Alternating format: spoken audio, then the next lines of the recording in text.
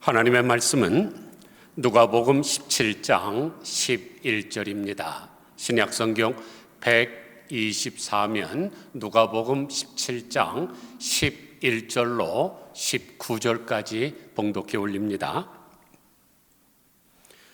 예수께서 예루살렘으로 가실 때에 사마리아와 갈릴리 사이로 지나가시다가 한 마을에 들어가시니 나병 환자 10명이 예수를 만나 멀리 서서 소리를 높여 이르되 예수 선생님이여 우리를 불쌍히 여기소서 하거늘 보시고 이르시되 가서 제사장들에게 너희 몸을 보이라 하셨더니 그들이 가다가 깨끗함을 받은지라.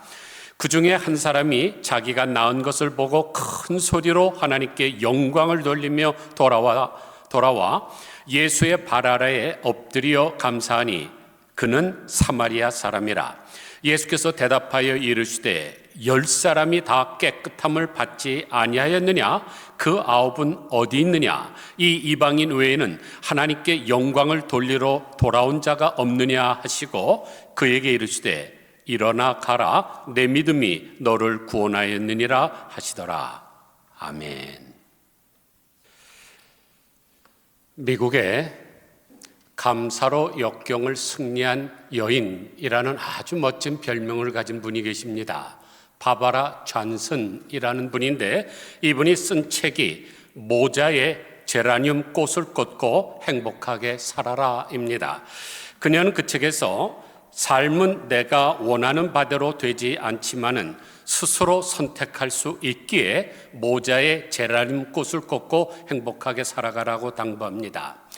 특별히 제라늄이라는 꽃을 꼭 집어서 이야기하는 까닭은 우리 교회 마당에 가면 빨간색 꽃 있죠? 그게 바로 제라늄인데 그 꽃 향내가 우울증을 치료하고 사람의 마음을 평안하게 만들어주기 때문입니다. 그러면 그 여인이 왜 이 책을 썼을까요? 바바라 존슨은 남편과 4아들을 둔 평범한 주부였습니다. 그런데 어느 날 불행이 몰려오기 시작하지요. 일 끝나고 귀가하던 남편이 차에 치여서 식물인간이 됩니다. 또 설상가상으로 첫째 아들은 음주운전자가 모는 추럭에 치여서 목숨을 잃었습니다. 둘째 아들은 동성연애에 빠져서 가출을 하고 셋째 아들은 월남 전쟁에 참전해서 18살이라는 젊은 나이에 전사를 합니다. 이 얼마나 기구한 운명입니까? 어떤 한 가정에 이렇게 4가지가 연속적으로 발생할 수가 있겠습니까? 계속되는 불행으로 인해 그녀는 하나님 어째서 내게 불행만 다가옵니까? 라고 반문하며 하나님을 원망하고 야속한 세상과 자기의 처지를 비관했습니다. 그런데 어느 날 생각의 전환을 가져왔죠. 아니야, 이렇게 살 수는 없어. 내가 더 이상 비관적으로 살아서는 안 되겠지. 긍정적으로 살자 결단을 했습니다. 그리고 하나님 앞에 나아가서 기도하면서 하나님 감사합니다. 남은 생애를 하나님께 맡기겠습니다 라고 했습니다. 사실 그렇게 비참한 상황 가운데 무슨 감사할 조건이 있겠습니까? 그럼에도 불구하고 그녀는 감사하고 또 감사했습니다. 그러자 놀랍게도 기적이 일어나는데 식물인간이었던 남편이 일어났습니다. 그 후 그녀는 더욱 하나님의 은혜에 감사하며 하나님께서 생명을 주셨으니 나도 뭔가 좋은 일을 해야 되겠다고 결단을 하고 자기보다 더 어려운 사람을 찾아 나가게 됐습니다. 당시 미국은 월남전에 파병해서 5만 8천 명의 전사자가 났습니다. 그 가족들을 찾아가서 위로하는 것이죠. 젊은 아들을 잃은 가정에 큰 슬픔이 있었지만 너무 슬퍼하지 마십시오. 내 아들도 똑같은 일을 겪었습니다. 그들의 죽음은 헛된 것이 아니라 나라를 위해서 좋은 일을 한 것입니다. 그렇게 위로하기 시작을 했습니다. 또 차에 치여 죽은 사람들의 부모들에게 편지를 보내고 전화를 걸어서 위로했죠.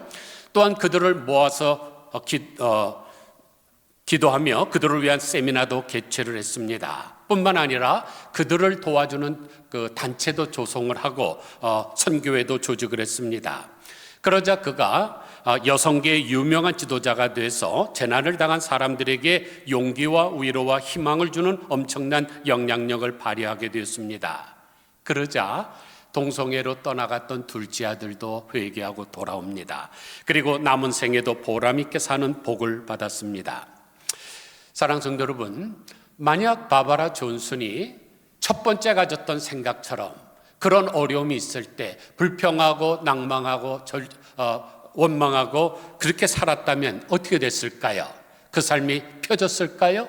도리어 더 어려움을 가중이 되었겠죠. 그리고 제명해 죽지도 못했을 것입니다. 그러나 절망적인 상황 속에서도 하나님께 감사하고 감사했을 때 그녀의 인생은 새로워졌고 기적은 일어났고 베스트셀러의 주인공이 되었고 존경받는 지도자가 됐습니다. 그러므로 우리도 바바라 존슨처럼 그런 어려움이 다가올 때 생각을 바꿔서 절망하지 말고 감사하시기를 바랍니다. 그럴 때 기적의 문은 열리고 축복의 문은 열리는 것입니다. 오늘 우리가 읽은 본문도 감사함으로 말미암아 기적의 문이 열린 사람에 관한 이야기입니다. 1절 보니까 예수님께서 예루살렘으로 올라가시던 중에 사마리아와 갈릴리 사이를 지나가게 됐습니다. 그런데 그곳에 10명의 나병 환자들이 있었죠. 지금은 의학이 발달해서 나병도 치료받을 수 있고 또 전염성이 낮아져서 큰 문제가 아니지만 예수님 당시 때 나병은 천형이라 그래서 굉장히 무서운 병이었습니다. 그래서 레위기 13장 45절을 보니까 나병 환자는 옷을 찢고 머리를 풀며 윗입술을 가리고 외치기를 부정하다 부정하다 할 것이요 병 있는 날 동안은 늘 부정할 것이라 그가 부정한즉 혼자 살되 진영 밖에서 살지니라 그랬습니다.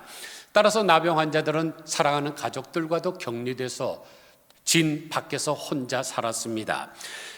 12절을 보니까 한 마을에 들어가시니 나병 환자 10명이 예수를 만나 멀리 서서 소리를 높여 이르되 예수 선생님이여 우리를 불쌍히 여기소서라고 했습니다. 여기 멀리 서서 목소리를 높여 부르는 모습, 그들의 절박한 모습을 보게 됐죠. 그런데 이 모습에서 우리는 또한 그들의 신앙을 발견하게 됩니다. 보통 바리새인들과 사두개인들이 또는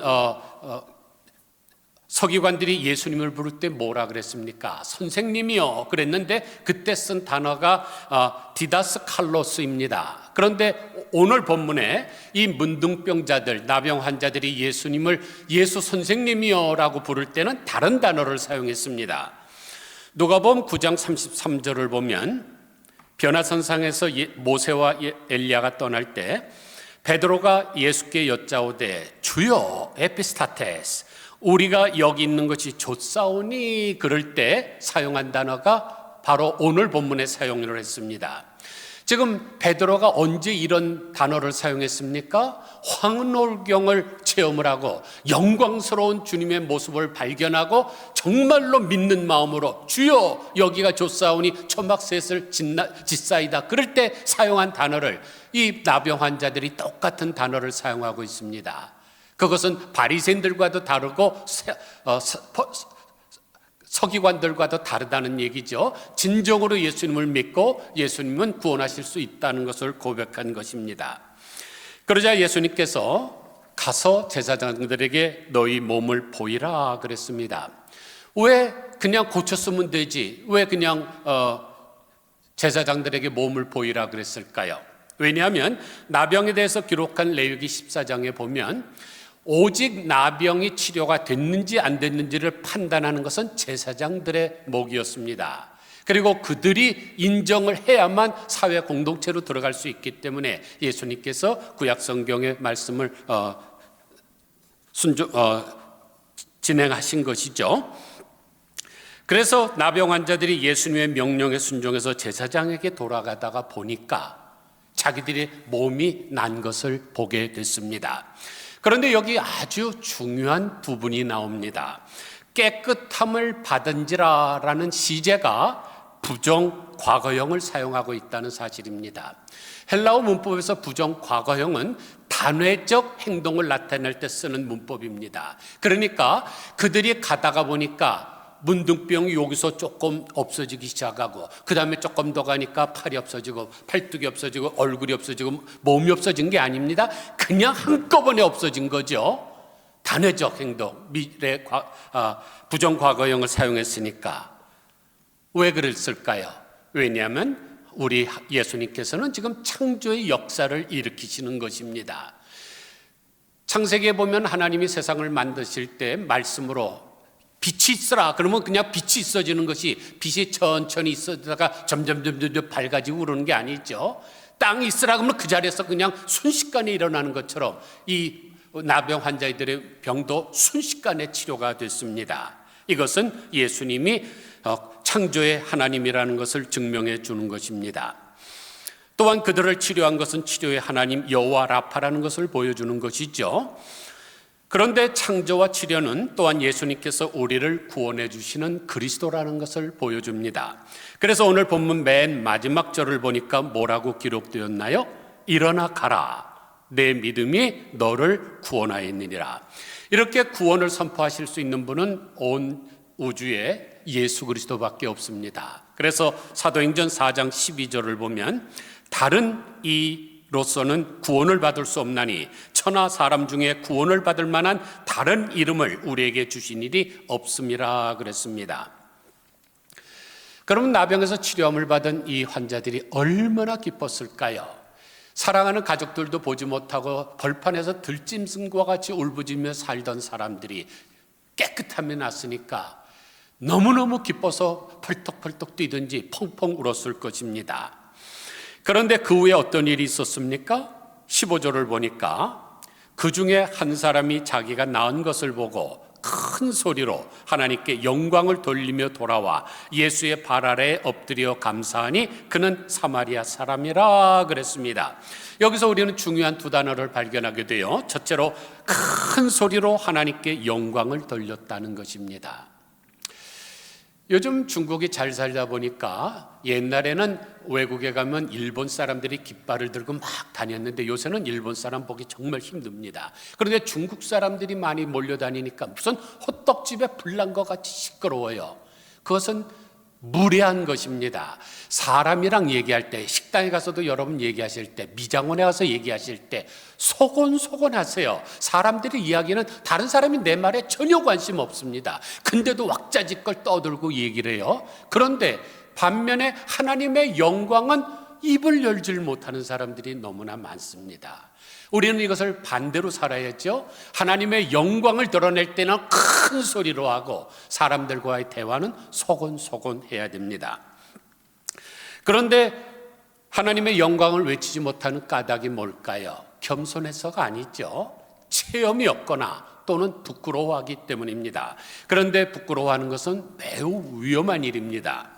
왜냐하면 예수님께서 누가복음 12장 8절에서 내가 또한 너에게 말하노니 누구든지 사람 앞에서 나를 시인하면 인자도 하나님의 사자들 앞에서 그를 시인할 것이요 사람 앞에서 나를 부인하는 자는 하나님의 사자들 앞에서 부인을 당하리라고 하셨기 때문입니다.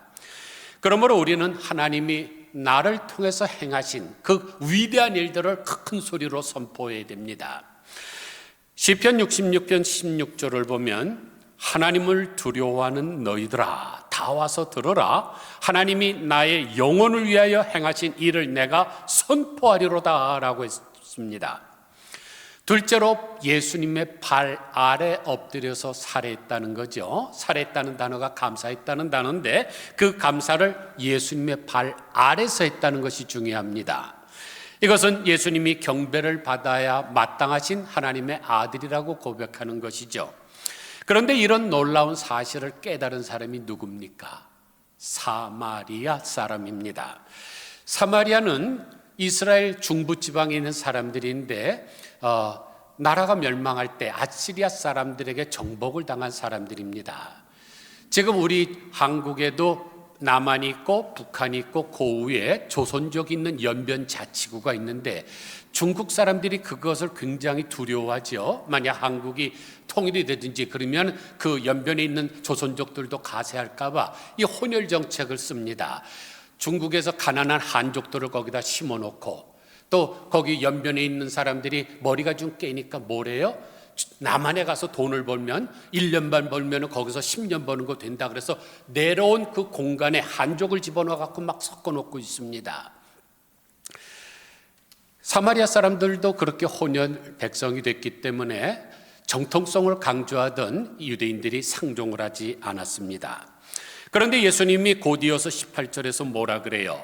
이 이방인 외에는 하나님께 영광을 돌리러 온 자가 없느냐라고 하신 것을 볼 때 그 9명은 유대인이었다는 것을 우리가 알 수 있습니다. 그런데 유대인이 어떤 사람이에요? 하나님에 대해서 누구보다도 잘 안다고 자부하는 사람이고 또 믿음이 있다고 치부하는 사람들입니다. 그런데 그들은 감사하지 않았습니다. 사랑하는 성도 여러분, 오늘 본문에서 우리가 알 수 있듯이 하나님이 인정하는 감사하는 사람은 10분의 1 정도 된다고 예상하면 맞을 것 같습니다. 그래서 교회를 다니면서도 하나님 앞에 진정으로 감사하지 않는 사람들이 얼마든지 있다는 것이죠. 그래서 러시아의 데모노 토스토옙스키가 지하로부터의 수기라는 책에서 이렇게 말했죠. 인간은 어처구니 없을 정도로 감사할 줄 모른다. 놀라울 정도로 감사할 줄 모르는 인간. 사실 나는 인간에 대한 최고의 정의를 다시 한다면 감사할 줄 모르는 2발 달린 동물이라고 생각한다. 그러니까 감사할 줄 모르는 인간은 동물과 다를 바가 없다는 이야기죠. 그래서 초대교회 교부였던 요한 크리스토스톰은 사람에게는 근본적인 죄가 하나 있는데 그것은 감사하지 않는 죄라고 했습니다. 그러니까 감사하지 않는 것은 부덕이 아니라 죄입니다. 독일의 시성 괴테는 이 세상에서 가장 쓸모없는 인간은 감사할 줄 모르는 인간이라 그랬습니다. 여러분 한번 생각해 보세요. 여러분이 지극정성으로 모든 것을 다 바쳐서 자녀를 키웠는데 그 자녀가 감사한 마음도 안 하고 또 감사를 할지도 모르면 얼마나 섭섭하겠습니까? 하나님도 같은 마음이죠. 그러면 우리가 죄를 짓지 않고 동물이 되지 않고 쓸모없는 인간이 되지 않으려면 감사를 해야 되는데 어떻게 감사해야 될까요? 첫째로 신속히 해야 됩니다. 전도서 3장 1절 말씀처럼 범사에 기한이 있고 천하만사에 다 때가 있습니다. 감사도 마찬가지죠. 어느 날 갑자기 감사하고 싶은 마음이 듭니다. 그때 즉각적으로 감사하지 않으면 조금 지나면 그 감사의 제목까지 잊어버립니다. 내가 무슨 감사할 게 있었나? 다 잊어버리고 맙니다. 그게 인간의 한계죠. 그래서 시편 119편 60절에서 내가 주의 계명을 지키기에 신속히 하고 지체하지 아니하였나이다 라고 고백하고 있습니다. 아마 그 9명의 사람들도 이런 생각했을지도 몰라요. 내가 제사장에 가서 보이고 낫다는 진단을 받고 가서 하지, 아니면 이 기쁜 소식을 가족에게 먼저 전하고 와서 하지, 이런 생각을 가졌을지도 모릅니다. 그러나 중요한 것은 우선순위의 문제입니다. 제사장에게 가는 것도 중요하고 가족에게 가는 것도 중요하지만 그보다 먼저 해야 될 게 있습니다. 너희는 먼저 그의 나라와 그의 의를 구하라 하신 것처럼 우리는 뭐든지 먼저 하나님 앞에 감사해야 됩니다. 주객이 전도되면 안 됩니다. 데살로니가전서 5장 18절을 보면 범사에 감사하라. 이는 그리스도 예수 안에서 너희를 향하신 하나님의 뜻이니라고 말씀하셨는데 바로 이어서 19절에서 성령을 소멸하지 말라 그랬습니다. 이상하지 않습니까? 왜 범사에 감사하라는 말씀 바로 다음에 성령을 소멸치 말라 그럴까요? 이것은 성령이 우리를 감동할 때 그 순간을 놓치지 말라는 뜻입니다. 놓치면 그 감동이 소멸된다는 것이죠. 감사도 마찬가지입니다. 사람이라면 누구나 언젠가는 감사하고 싶은 마음이 듭니다. 그런데 그것을 즉각적으로 집행하지 않으면 소멸되고 맙니다. 둘째로 감사는 겸손히 해야 됩니다. 사마리아 사람은 예수님께 돌아와서 발 아래 겸손히 엎드려 사례를 했습니다. 신명기 8장 12절을 보면 이런 말씀이 기록되어 있습니다. 내가 먹어서 배불리고 아름다운 집을 짓고 거하게 되며 또 내 우양이 번성하며 내 은금이 증식되며 내 소유가 다 풍부하게 될 때에 두렵건대 내 마음이 교만하여 내 하나님 여호와를 잊어버릴까 하노라. 또 두렵건대 내가 마음에 이르기를 내 눈과 내 손의 힘으로 내가 이 재물을 얻었다 할까 하노라. 여기를 보니까 두렵건대라는 단어가 2번 반복됩니다. 우리 하나님 어떤 분이에요? 무한전능하시고 절대적으로 강자이십니다. 그분 앞에 무서운 게 하나도 없는데 이 부분에서 2번이나 내가 두렵다고 말씀을 하십니다. 뭐가 두려워요? 사람들이 교만해질까 봐, 그리고 내 힘으로 부자가 됐다고, 내 힘으로 이런 것을 이루었다고 착각할까 봐 두려우신 것입니다. 그러므로 우리는 겸손해야 됩니다. 겸손하지 못한 사람이 어떻게 되는가 좋은 예가 있어서 소개합니다. 2003년 2월 24일 프랑스의 요리사 베르나르 루아조가 엽총으로 자살을 했습니다. 그가 얼마나 유명한 프랑스 요리사였는지 그가 자살한 날 프라임 텔레비전 시간, 우리로 얘기하면 저녁 9시 시간에 대대적으로 방송을 했습니다. 아니, 한 나라의 요리사가 죽는데 무슨 방송을 합니까? 그리고 며칠 지나서는 특집 방송 다큐멘터리를 제작해서 방영을 했습니다. 그러면 그가 왜 스스로 목숨을 끊었을까요? 그 이유는 자기가 경영하는 식당의 등급 때문입니다. 프랑스의 세계적인 타이어 회사인 미슐랭, 영어로는 미슐랭이라 그러죠. 그런데 이 회사는 해마다 프랑스에 있는 모든 식당들에게 등급을 매깁니다. 그런데 이 루아조가 경영하던 식당은 27년 동안 최고의 등급을 받았습니다. 그런데 그가 자살하던 그 해 연초에 그만 강득이 돼갖고 별을 하나밖에 못 받은 게, 이게 자존심이 상해갖고 자살을 한 것입니다. 여러분 한번 생각해 보세요. 세계적으로 프랑스 요리 유명하지요. 거기서도 최고의 판별 기관인 미슐랭에서 최고의 등급을 27년 줬으면 이건 세계적인 기록입니다. 그러나 사람이 나이가 들으면 미각이 떨어지죠. 칼질도 옛날보다 빨리 못하게 되죠. 모든 것이 떨어지면 아하, 내가 27년 동안 세계 최고의 등급에 올랐으니까 얼마나 감사한가 그래야 되는데 그걸 못 이겨갖고 스스로 자살을 하고 말았습니다. 교만했기 때문이죠. 그래서 잠언 18장 12절을 보면 사람의 마음의 교만은 멸망의 선봉이요 겸손은 종기의 앞잡이라 그랬습니다. 세 번째로 감사는 정성껏 해야 합니다.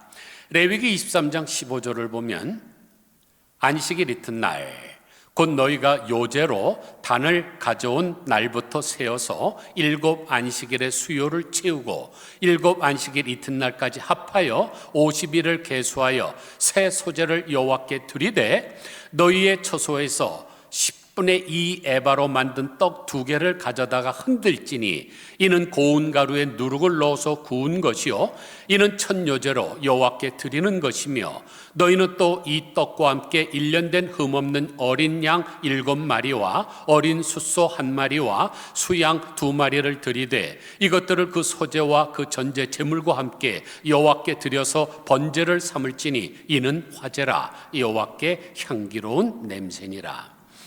이 구절은 구약시대의 추수감사절인 77절에 어떻게 해야 되는 것을 가르쳐주는 말씀입니다. 그런데 가만히 보세요. 떡을 2개를 만들어서 하나님 앞에 흔들라 그랬는데 그 떡의 크기가 얼마입니까? 에바의 10분의 2입니다. 그러니까 떡 2개가 에바의 10분의 2니까 하나가 10분의 1이죠. 그런데 1에바가 22리터입니다.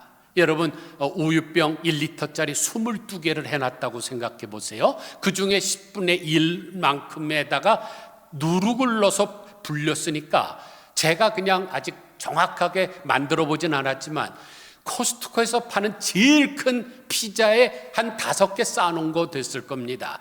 그런 것을 하나님 앞에 흔들어서 드리라. 왜 흔들어 드립니까? 바치는 거죠. 그런데 그냥 거제라고 해서 올려드리기도 되는데 이건 흔들라 그래요. 그건 두 가지 의미가 있습니다. 내가 하나님 앞에 드리고 하나님은 나에게 돌려주는 거죠. 나는 뭐를 바치는 겁니까? 죽음을 바치는 겁니다. 하나님 앞에 제사 드리는 것은 내 생명을 바치는 거니까. 그런데 하나님은 그것을 받고 다시 나에게 새 생명을 주는 일입니다. 이것을 우리가 히브리어로 트루파, 요제라고 합니다. 흔들 요자를 쓰는 것이죠. 거기에다가 동물도 흠없는 어린 양 7마리와 어린 숫소 하나와 수양 2마리를 드리라 그랬습니다. 이 말씀들이 우리에게 무엇을 교훈하나요? 추수감사절을 드릴 때 정성껏, 그 다음에 내가 할 수 있는 최선을 다하라는 말씀이죠. 고린도후서 8장 1절을 보니까 형제들아, 하나님께서 마게도니아 교회들에게 주신 은혜를 우리가 너희에게 알리노니 환난의 많은 시련 가운데서 그들이 넘치는 기쁨과 극한 가난이 저희로 풍성한 연보를 넘치도록 하게 하였느니라. 내가 증언하노니 그들이 힘대로 할 뿐 아니라 힘에 지나도록 자원하여 이 은혜와 성도 섬기는 일에 참여함에 대하여 우리에게 간절히 구하니. 지금 여기를 보니까 헌금을 드리는 자세에 대해서 말씀을 하고 있습니다. 마게도니아 교회는 지금 환난의 극한 상황에 있습니다. 또 아주 가난했습니다. 그런데도 그들은 자원해서 자기들의 힘에 넘치도록 하나님 앞에 연보를 드렸다 그럽니다. 그런데 사도 바울은 고린도 교회 성도들에게 뭐라고 부탁하고 있나요? 7절 보세요. 오직 너희는 믿음과 말과 지식과 모든 간절함과 우리를 사랑하는 이 모든 일에 풍성한 것 같이 이 은혜에도 풍성할지어다. 아까 고전에 읽었던 데도 은혜라는 단어가 나오는데 은혜가 뭐였습니까? 극한 상황 속에서 하나님 앞에 바친 연보를 은혜라 그럽니다. 그런데 여기를 보니까 은혜도 풍성하게 하라고 말씀하고 있습니다.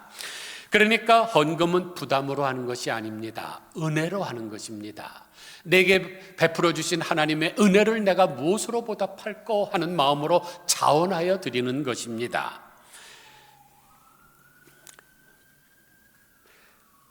그런데 인색하게 드리는 것은 하나님이 기뻐하시지 않습니다. 우리가 잘 알듯이 인도라는 나라는 힌두교도들이 참 많습니다. 그런데 그들은 겐지스 강을 아주 성스러운 강으로 여기죠. 그래서 그곳에서 목욕을 하면 축복이 온다고 믿고 희생의 제물을 바칠 때도 그 겐지스 강에 던지면 신의 축복을 받는다고 생각합니다. 그런데 어느 날 인도에서 사역을 하던 스탠리 존스 선교사님이 산책을 하는데 한 여인이 이렇게 다가옵니다. 그런데 양손에 애기들을 잡았습니다. 한쪽의 아이는 아주 총명하고 건강하게 생긴 아이고 한쪽에는 병들고 잘 걷지도 못하는 장애자가 있었습니다. 그런데 인도에서 사역하는 선교사님이니까 직감적으로 저 여인이 지금 자식을 겐지스강에다가 희생의 제물로 바치러 가는구나, 그것을 알았습니다. 그래서 그걸 막았더니, 그러나 그 여인은 말을 듣지 않고 끝내 두 아이를 데리고 갔습니다. 한참 있다가 그 여인이 돌아오는데 봤더니 누가 돌아왔을까요? 만약 그냥 믿음이 없는 사람이라 그러면 하나는 총명하게 생겼고 잘생겼고 건강한 애고 하나는 비틀비틀 잘 걷지도 못하고 이러면 우리가 생각할 때는 분명히 못한 애를 바쳤을 것입니다. 그런데 돌아오는 모습을 보니까 그 애가 돌아옵니다.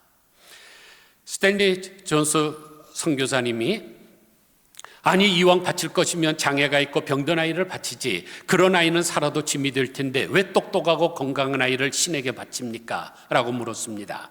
그러자 그 여인은 당신이 믿는 하나님은 어떻게 가르치는지 모르겠지만 우리가 믿는 신은 가장 똑똑하고 최상의 것을 자신에게 바치라고 우리에게 말하고 있고 우리는 그렇게 실천한다고 했습니다. 그 말을 듣고 얼마나 부끄러웠는지 모르겠다고 고백했습니다. 사랑하는 성도 여러분, 지금 우리들은 가장 좋은 것, 가장 최상의 것을 하나님께 드리고 있습니까? 우리가 최상의 것을 드리려면 어떻게 될까요? 인간적인 마음으로는 안 됩니다. 이것을 제가 우라늄으로 설명을 하겠습니다. 우라늄은 광석 그대로 있을 때는 차디찬 딱딱한 광물에 불과합니다. 그런데 그것이 어떤 물질의 혼합이 되게 되면 거기서 1억 도의 높은 온도가 올라가는 거죠. 그게 바로 원자력 핵 분열입니다. 우리의 마음도 마찬가지죠. 우리의 마음은 원래 딱딱하고 차가운 마음입니다. 거기에 성령께서 우리와 함께 하시면 거기에서 놀라운 핵 분열이 일어나는 것입니다. 그러므로 우리는 원망과 불평과 낙심과 절망이 기쁨과 찬송과 희망과 감사로 바뀌어야 됩니다. 그것이 바로 성령이 우리에게 주시는 감동이죠. 넷째로 감사는 뭐니 해도 먼저 하는 것이 가장 좋습니다. 조선의 명의 그러면 동의보감을 쓴 허준을 뽑지만은 중국에서는 펀잡을 꼽습니다. 그런데 갈관자라는 책을 보면 죽은 사람도 살렸다고 하는 편잡에 대한 이야기가 나옵니다. 그는 3형제 중에 막내였는데 3형제 모두 의사였습니다. 그런데 편잡의 형들은 사람들에게 알려지지 않고 편잡만 명의로 소문이 났습니다. 어느 날 위나라의 왕이 그에게 묻죠. 그대 3형제 중에 누가 가장 뛰어난가? 그러자 편잡이 이렇게 대답합니다. 큰형님이 가장 뛰어나고 그 다음이 둘째 형님이고 제가 가장 아래입니다. 왕은 깜짝 놀랐습니다. 형들에 대한 이야기는 없는데 막내 동생은 죽은 사람도 살린다 그러는데 자기가 제일 못하다고 그러니까요. 그 이유를 묻죠. 큰형님은 환자가 아픔을 느끼기 전에 얼굴빛을 보고 장차 병이 있을 것을 아십니다. 병이 나기도 전에 병이 날 것을 알고 병의 원인을 제거해 줍니다. 그래서 환자는 아파 보기도 전에 치료를 받게 되는 것입니다. 그러나 환자는 큰형님이 고통을 미리 제거해 주셨다는 사실을 모릅니다. 그래서 큰형님이 명의로 알려지지 않은 것입니다. 그런데 둘째 형님은 환자의 병세가 미미할 때 병을 알고 치료해 줍니다. 그러므로 환자는 둘째 형님이 자신의 큰 병을 미리 낫게 해주었다는 것을 잘 모릅니다. 그러나 저는 환자의 병이 커지고 고통으로 신음을 할 때 비로소 병을 알아냅니다. 그의 병이 심하기 때문에 맥을 짚어보고 진기한 약을 먹이고 살을 도려내는 수술을 했습니다. 그래서 사람들은 저의 이런 행위를 보고 나서야 제가 자기들의 병을 고쳐주었다는 것을 알게 됩니다. 그래서 제가 무엇인가 큰일을 했다고 생각하여 말을 내게 되어 제가 명의로 소문난 것입니다. 여러분, 어떤 사람이 명입니까? 그냥 아프기도 전에 보고 아플 것 같아서 그것을 예방해 주는 사람 아닙니까? 우리가 감사도 마찬가지입니다. 병원에 911으로 앰뷸런스로 실려가 갖고 뭐 CT 촬영하고 MRI 찍고 뭐하고 째고 도려내고 하고 나서 살아났다. 그리고 그 다음 주일날 와서 감사헌금 드리는 것보다 아예 아프지도 않고 내가 이렇게 건강한데 하나님 앞에 도리어 더 감사해야지 하는 마음 중에 어떤 것이 더 한 수 위인 신앙입니까?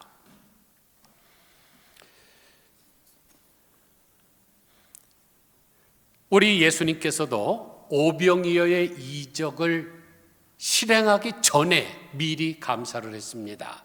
나사로를 살리기 전에도 미리 하나님 앞에 살해를 했습니다. 먼저 감사하는 것이 중요한 것입니다. 그러면 먼저 감사하는 사람은 어떻게 될까요? 19절 보십시오. 예수께서 그에게 이르시되 일어나 가라, 내 믿음이 너를 구원하였느니라. 그러니까 감사할 줄 모르는 9명은 육신의 병만 고침을 받았지만 와서 큰 소리로 영광을 돌리고 살해한 이 사마리아 사람은 영혼의 구원까지 받았습니다. 그러면 누가 더 큰 복을 받은 것입니까? 당연히 사마리아 사람이죠. 왜냐하면 육신의 질병은 언젠가 또다시 걸려서 죽게 되어 있습니다. 예수님이 직접 살린 나사로 지금까지 살아 있습니까? 아니죠. 또 그도 죽었습니다. 이 다음에 우리가 영원히 죽지 않는 것은 새하늘과 새 땅이 온 다음 얘기고 이 땅에서는 또 죽습니다. 그러므로 가장 중요한 것은 영혼의 구원을 받는 것이죠. 그런데 이 구절에서 아주 놀라운 사실이 있습니다. 사마리아인이 예수님을 찾아와서 감사를 하자 예수님께서 뭐라고 말씀하셨습니까?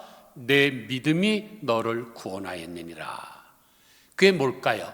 지금 와서 감사를 했는데 내 믿음이 너를 구원하였느니라. 그러니까 감사 이퀄 믿음이라는 공식이 성립이 됩니다. 그러므로 우리가 믿음으로 구원을 받는다고 하는데 다른 말로 돌린다면 감사하는 사람에게 구원을 임한다고 할 수 있습니다. 그래서 시편 50편 23절에 보면 감사로 제사를 드리는 자가 나를 영화롭게 하나니 그 행위를 옳게 하는 자에게 내가 하나님의 구원을 보이리라 그랬습니다. 또 감사로운 사마리아인을 향해서 18절을 보면 이 이방인 외에는 하나님께 영광을 돌리러 돌아온 자가 없느냐고 하셨습니다. 여기서 또 다른 공식이 하나 성립이 되죠. 감사 이퀄 영광. 우리가 찬양할 때나 기도할 때나 우리가 하나님 앞에 영광을 돌리기를 원합니다. 그런데 그것을 말로만 해서는 안 되는 거죠. 감사 이퀄 영광이니까 감사를 하셔야 됩니다. 그래서 영국 신학자 윌리엄 로우는 경건한 삶을 위한 엄숙한 부르심이라는 책에서 이렇게 표현했습니다. 세계 최대의 성자는 기도를 많이 했다든가 금식을 많이 했다든가 혹은 자선을 많이 베풀었다든가 한 사람이 아니라 범사에 하나님께 감사한 사람이다. 그러므로 우리가 다른 사람의 신앙의 척도를 측량할 수는 없지만은 그 사람의 감사하는 것을 보면 그 사람의 신앙의 기준을 알 수가 있습니다. 그러므로 신앙생활을 잘 한다는 것은 감사를 잘 한다는 말과 같은 말입니다. 아무쪼록 하나님께서 거하시는 곳은 단 두 곳뿐이다. 하나는 천국이요 다른 하나는 감사하는 마음이라고 말한 영국의 작가 아이작 윌튼의 말을 기억해서 잃어버렸던 감사를 회복하는 추수감사절이 되시기를 주님의 이름으로 간절히 축원드립니다. 기도하겠습니다. 하나님 아버지, 그 아홉은 어디 있느냐?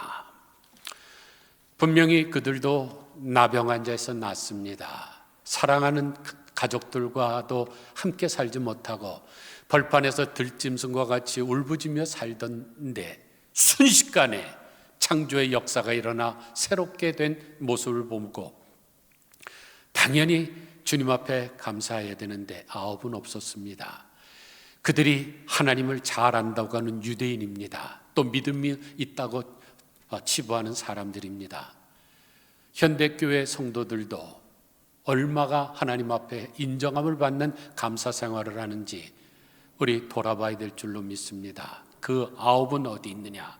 지금도 애타게 찾고 있는 주님의 음성을 기억할 수 있게 하여 주사 하나님 앞에 우리가 정말로 신속하게 감사하게 하시고 겸손하게 하여 주시고 정말로 풍성하게 하시고 정성껏 하나님 앞에 감사할 수 있게 하여 주옵소서. 마게도니아 교회들은 정말로 엄청난 환난과 핍박과 가난 속에서도 힘에 넘치도록 하나님 앞에 감사를 했는데 이 은혜가 우리에게도 풍성하게 하여 주시옵소서. 예수 그리스도의 거룩하신 이름으로 간절히 기도드리옵나이다. 아멘.